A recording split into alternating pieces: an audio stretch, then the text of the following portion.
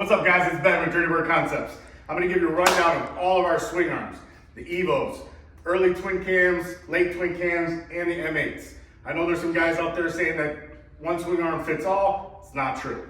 So, start with the Evo. Your kit's going to come with the swing arm. It's going to come with a brake bracket.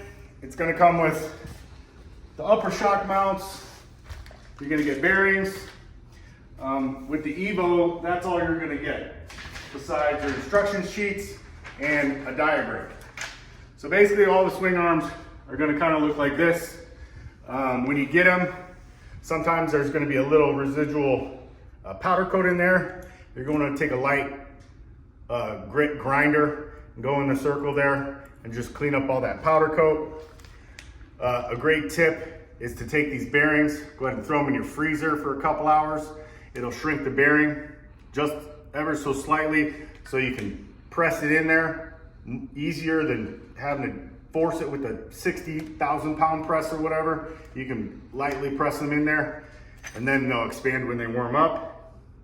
Once you get the bearings installed, all of our swing arms are going to install with your factory pivot shaft and factory spacers. The Evo Kit will come with a couple extra spacers. That's why I include this diagram here. It'll tell you how to orient the stock spacers with the extra spacers.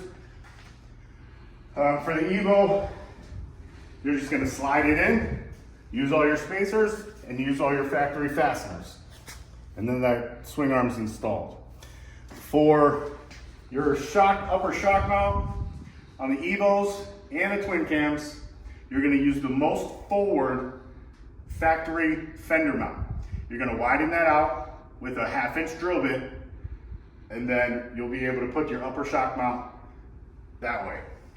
Now for your twin cams, early twin cams, you're going to get a swing arm, bearings, upper shock mounts. You're going to use your factory TSSM holder that's right behind your oil bag, so that you can keep your factory TSSM vertical, which is the way it's supposed to be on the early twin cams. Late twin cams, you're going to get a computer plate where you're going to take your TSSM and you're going to attach it to this computer plate. You're going to throw away all the plastic stuff back there and put this behind your oil bag.